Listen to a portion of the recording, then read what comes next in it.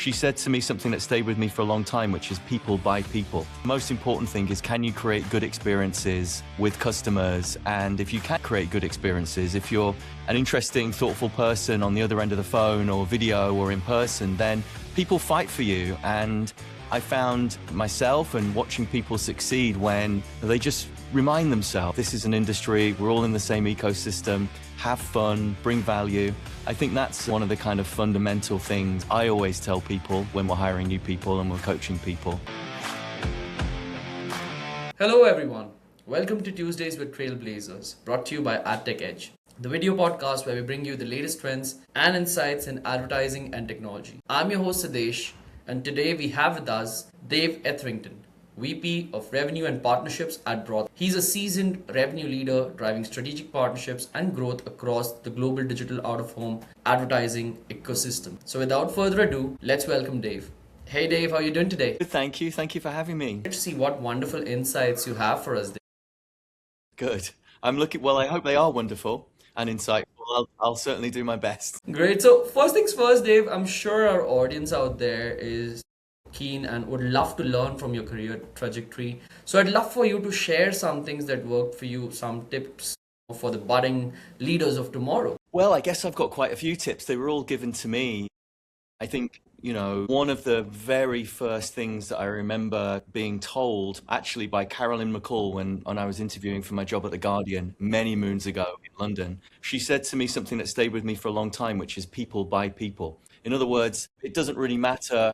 Technology matters, but the most important thing is, can you create good experiences with customers? And if you can create good experiences, if you're an interesting, thoughtful person on the other end of the phone or video or in person, then people fight for you. And I found, myself and watching people succeed when they just remind themselves that this is an industry, we're all in the same ecosystem, have fun, bring value. I think that's one of the kind of fundamental things that I always tell people when we're hiring new people and we're coaching people. And I think it's, it's sustained me through my career for sure. Got it. And, let's shift gears right now to OOH altogether. So Dave, tell me, do you see OOH evolving from a brand-only channel into a performance-aware channel? And why or why not? Yeah, to be honest, I think it's already evolved. We're already measuring out-of-home throughout the funnel. And not only can we measure it, I think we understand that out-of-home has a lot to offer throughout the funnel as well. Yes, it's a phenomenal branding medium, but it does so much more as well. The challenge around out-of-home is that the medium itself can be quite nuanced. And so therefore, the measurement itself is often off to the side. It's, a separate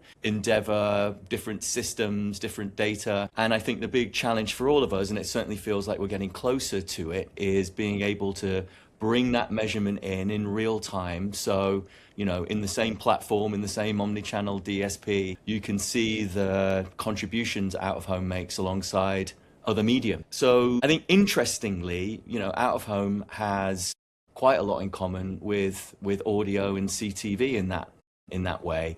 They're all one to many media. In other words, one auction, one ad play, but more than one impression. None of them have cookies, and they're all in kind of clickless environments. So solving for one in a way solves for all of them. And it does feel like we are on the precipice of a new wave of understanding in kind of real time exactly how and when out-of-home makes contributions to outcomes. Got it. And could you just explain for the rookies out here to the ad tech world in terms of these terminologies? When we speak about CTV, we speak about OOH, what do these terminologies exactly mean? I'm just sure.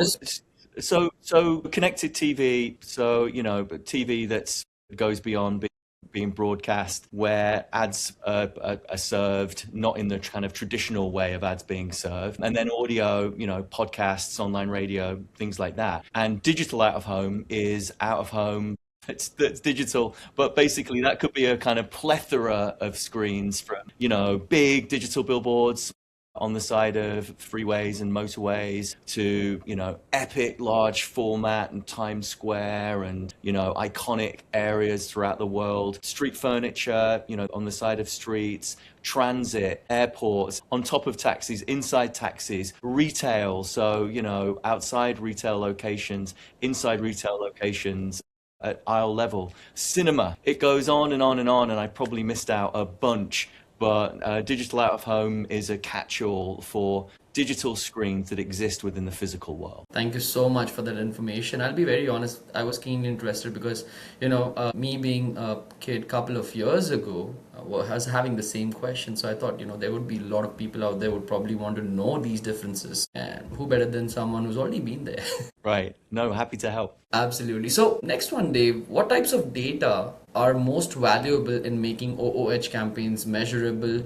Location data, mobility data, audience behavior, or contextual signals? Well, I think all of those are used, right?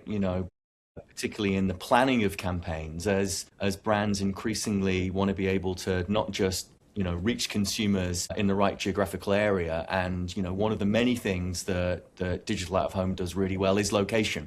We know exactly where these screens are and then the kind of context rich environments around those screens. So I think, contextual signals are really important. Location signals are really important, but probably the atomic element that's required in order to measure out of home alongside other medium are exposed mades. So, working with app publishers, mobile app publishers, to be able to capture a made of somebody who has the potential when they're standing in the right place or driving by the right place to be exposed to an ad as it's played upon a digital out of home screen, and to use that exposed mades then downstream to kind of measure outcomes. So they're all important and they're all used, in a really scaled way today. But that's great to know. Now, dynamic creative is often discussed in digital channels, right? So how does dynamic OOH creative work in the real world? Well, one of kind of, perhaps in every response, I'm going to point to something that digital out of home does really, really well, but the creative experience of I think, doesn't have a close comparison. The ability for an image, a video to stop you in your stride or, to kind of be transfixed by it, I don't think is kind of repeated on other more traditional digital canvases and digital media. And the idea of getting the right message to the right person at the right time clearly is, a mainstay of good marketing. And I think what dynamic creative does is it takes that to the next level, to be able to adapt the message based on signals, and it could be weather signals, time of day, it could be about, a football game that's in 2 hours town. Whatever those signals are, all of them contribute to making the message more relevant to the right consumer. And as I say, when that's done in physical space, it kind of transcends advertising in a way, if that's not too hyperbolic thing to say, creates moments that people do talk about that are very hard to replicate on other forms of digital media. And so as a consequence, we are seeing enormous growth on our platform for dynamic creative, not just dynamic display, but also now dynamic video creative as well. So for sure, it's a macro trend in the physical world. Got it. Well, that's insightful if I were to put it across that way. Now, with location and mobility data playing such a big role, Dave, how should brands think about privacy and consent in OOH advertising? Well, I've always believed that for marketers in the physical world and for companies that operate in the physical world, if you are going to leverage data, then you need to be held to a higher standard than other media hold themselves. For example, retargeting is one thing in a mobile experience or online. It would be quite another in the physical world to be kind of, followed down Fifth Avenue with targeted messages just for you. I don't think anybody would embrace that kind of experience. And as a consequence, it doesn't happen. So, companies like ourselves take privacy incredibly seriously. We hold ourselves to rigorous standards around it. I think that is important, not just from a legal standpoint, but from a reputational standpoint as well. Programmatic digital out of home is one of the newest areas of programmatic. And one of the benefits of being newer to the industry is that you're able to look at what people did right and what people did wrong. And, being on the right side of the conversation as far as privacy is concerned is something that's important here at Broadsign and something that the industry should lean into, and I think does for the most part lean into. Great. Now we discussed about this location mobility data. What technologies are critical to making OOH both dynamic and measurable, such as DSPs, sensors, AI, computer vision? So could you shed some light on this one? Yeah, and perhaps I should just sort of mention, bring some context in terms of what we do at Broadsign, what I in particular do. So Broadsign is a out-of-home technology company that has kind of market-leading tools and innovation and products for media owners in the physical world, and then market-leaning monetization, particularly for omnichannel marketers. And all of this is really done in the service of bringing new budget and marketers into the physical world in kind of more diverse, scalable ways. And so looked at through that lens, then, the biggest technology to achieve all of these things is the DSP, the omnichannel DSP. And actually, it's an incredibly exciting time to be doing what we do, because the biggest DSPs in the world don't just operate from a digital out-of-home perspective, but are really leaning in some cases deploying new products and features that help the marketer get closer to the consumer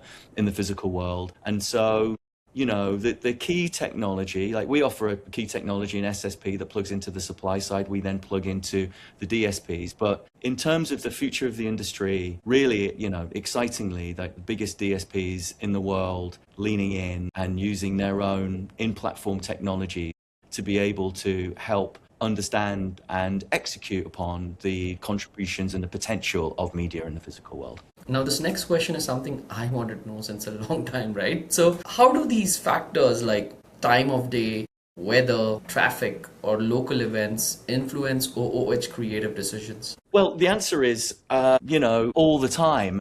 And it happens all the time. And in terms of how it works, it's just the way the creative campaign is set up. Is it dynamic creative? Are there certain triggers that we deploy based on those changes in context and change in conditions? But it gets back to that dynamic creative topic that we talked about a few minutes ago. If you can adapt the message to be more relevant, consumers love relevance. People love relevance. If you can make ads more relevant, then they will respond to them in better ways. You'll have better outcomes and you can measure those outcomes. So, keying off things like traffic or, the hay fever index or sports scores. We ran a campaign with one of our partners where the ads for a gas company were showing where the nearest gas station was, how many miles and kilometers to the closest gas station, as an example. We work with entertainment companies who are constantly changing who the next band or singer is on the stage. Are there any tickets left, and when is it happening? So to be able to kind of customize that message and ensure that you're using and ingesting the signals in ways that make the message fresh and relevant to the people that are seeing it, increasingly, I think, is seen as table stakes. And the great news is that, you can do all of that programmatically. It's really easy to do. And again, don't just do it for the sake of doing it. Do it because it works. People take more notice and they tend to take more action, having been exposed to those types of ads. Great. I mean, that definitely answers the question. Now, looking ahead, Dave, what will truly define the next phase of OOH? Better screens, better data, or let's say better creative thinking? Well, that's a big one. I mean, I think there's loads to be excited about. I'll try and, key off some big ones. I already mentioned, big omnichannel DSPs leaning in and, at some stage applying their own data and insights to the physical world alongside everything else. I think that is going to be a moment of immense change. I do think that digital out-of-home's proximity to a couple of really interesting other types of digital media and digital verticals is really exciting as well. So retail's one of them. Increasingly retailers are now deploying screens within their store, deploying their own first-party data to understand the consumers inside and outside of the stores. And that feels like a new wave of opportunity as far as digital out-of-home is concerned.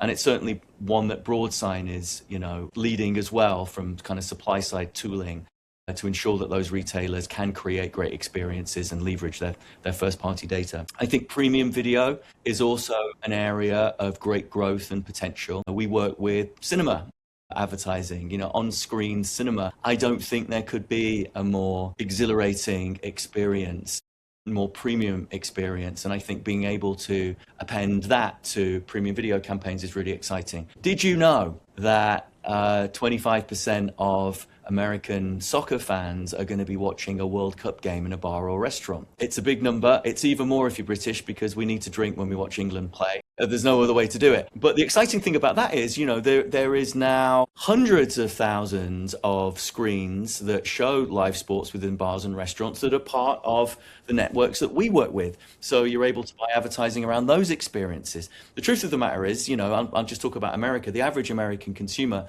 spends 30% of their waking lives outside of the home. And as I just said, they're going to be watching, live sports in bars and restaurants. If you're a marketer and you want to, you've got a video strategy, you have a live sports strategy, to not take advantage of that, huge opportunity is, you're not seeing the full picture. You're not reaching every consumer.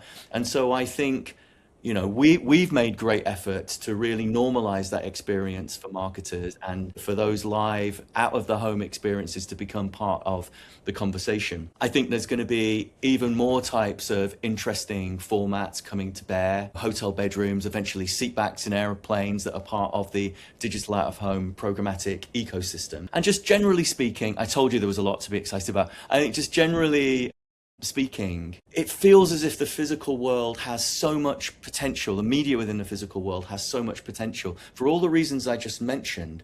And none of the ills that, traditional digital advertising. We don't have any ad fraud. Like in social media, something like a third of every dollar is seen by a bot, not by a human. We aren't polarizing communities in the same way that social media does. In fact, we're unifying communities. Out of home, digital out of home is the last broadcast medium. It brings everybody together, regardless of your demographic or political persuasion. And I think that's exciting. We are the most trusted digital medium. And I think all of these things, all of these kind of new innovations that I talked about, adjacent opportunities, I think the idea that we're all becoming fed up now with the type of media that actually should have a health warning associated with it. All of these things feel like they're coalescing together so that marketers can view the opportunities that exist in the physical world as a new slate upon which to reach consumers in new and interesting ways as part of their programmatic campaigns. So I've worked in out of home for a long time now. I've never been more excited about what's coming down. Yeah, it's a great place to be right now as we look to the future. Great. I mean, those stats were definitely interesting to me personally, being a footy fan myself. So I wasn't aware about that, if I will let you know. That's the kind of audience that the US has as well, following soccer, because a lot of the population actually follows a lot of Super Bowl, the NBA and NHL. So that was a mind-boggling stat for me. And you rightly there are similar numbers for those live sports. I just use the FIFA World Cup because it's the one that's one. Some of the games are in the US, as you know, and Canada and Mexico. It's around the corner. And I do think will be, or potentially be, this moment of kind of changing the way that marketers view live sports in the physical world, because it's being played out on such an enormous scale. And I hope, once England inevitably get knocked out early, I can enjoy the tournament at some stage. I can understand, my brother's an England fan. One of my cousins is an England fan. Obviously, we're Sorry to hear that. We are from India, but he supports England since a long time, and he's always biting his nails whenever there's an England game going on. Because they never let you stay peaceful. They'll always get these games to be so interesting. It's kind of gives a heart attack every time you watch them. Well, I mean, this is it. This is why we enjoy being together with our friends, with strangers, in a bar and restaurant to watch a game. This is why existing in the physical world, I think, is so exciting. And yeah, it's sometimes crucial to have an alcoholic beverage whilst you're watching the World Cup. For medicinal purposes. Absolutely. And I totally agree with you on the point of, how it's differing to the social media way of advertising, and has been there since long, since times being tested, and digital has actually made it much better. It's kind of a trustworthy way of advertising, which I personally believe. So I'm totally in agreement with you that an ad spend on social would definitely cost you a lot in terms of who actually accesses that. Don't know if it's a real person, if it's a bot. But at the same time, because of the fact that DOOH out of house is seen times, I don't even remember when was the when it started, but it's been there since a long time. So there's always that trust factor associated with it. Yeah, exactly. Yeah, it's as I said, it's an exciting time to be involved in what we're doing. Absolutely. Now, Dave, we have an exciting next segment. It's the rapid fire round, and we throw some questions over to you, and the best you can do is just answer them in one word. So I hope One word answers. Okay, great. So let me know whenever you're ready. I'm ready. Great. So let's go. OOH in one word, branding or performance. Branding and performance. Okay. Most powerful driver for OOH success, data or creativity? Data. I hope you're not diplomatic. I was just happy that you're not diplomatic on this one. Future of OOH, programmatic or traditional? Programmatic. Got it. Our biggest challenge in OOH today, measurement or privacy? Measurement. Got it. One word to describe the future of OOH advertising. You gotta be rapid. This isn't rapid, is it? Transformational. Thank you so much, Dave. That was wonderful. Okay, great. Wonderful questions. Okay. And some very, very honest answers. So thank you so much. It was as real as it could be. Just one question I had, if you don't mind. Any particular, customers that you've had where you feel like this has been a very challenging one in terms of how we can execute this, and at the same time, it was interesting as well. I understand you said you have a memory of a goldfish, but I would love for you to go back and share some insights with us in terms of a client that you've worked with. So I understand the question, that client that we've worked with that we've had a sort of challenge with, is that the... Yes. Well, I mean, I don't think we've ever had a challenge we couldn't overcome. I mean, there is an interesting story. We worked with one of the biggest clients in the world. This was a couple of years before COVID, and they asked us, what's the reach for this particular campaign? We pointed them to the industry body at the time in out of home, and there wasn't a great answer because the reach wasn't updated. Certainly not every day, not every week, not even every year. And then True. COVID happened, and it was clear that the reach wasn't updated. And from there, we actually realized that we could provide an interesting answer, and launched a product called Purview, which became the gold standard for reach and frequency, and now is also not just used by buyers to calculate reach and frequency, but used by media owners for impression calculations as well, impression measurement as well. So I think that's a good example of there being a gap in the market that, again, one of the biggest brands in the world kind of bumped up against, us being able to create a product that gave an answer to the question. In doing so, I think helped, that word again, transform a part of the industry in really positive and beneficial ways. Well, there you go. Perfect example of how challenges create opportunities. Well, that was great to know, Dave. Oh, that's a good one. I'll let you buy it that time. That was a good one. Well, Dave, really enjoyed hosting on our podcast Tuesdays with Trailblazers. And thank you all for joining us today. If you enjoyed this episode, please subscribe and leave us a review. Until next time, stay tuned with AdTech Edge for more insights. Till we meet again, signing off, your host, Siddesh.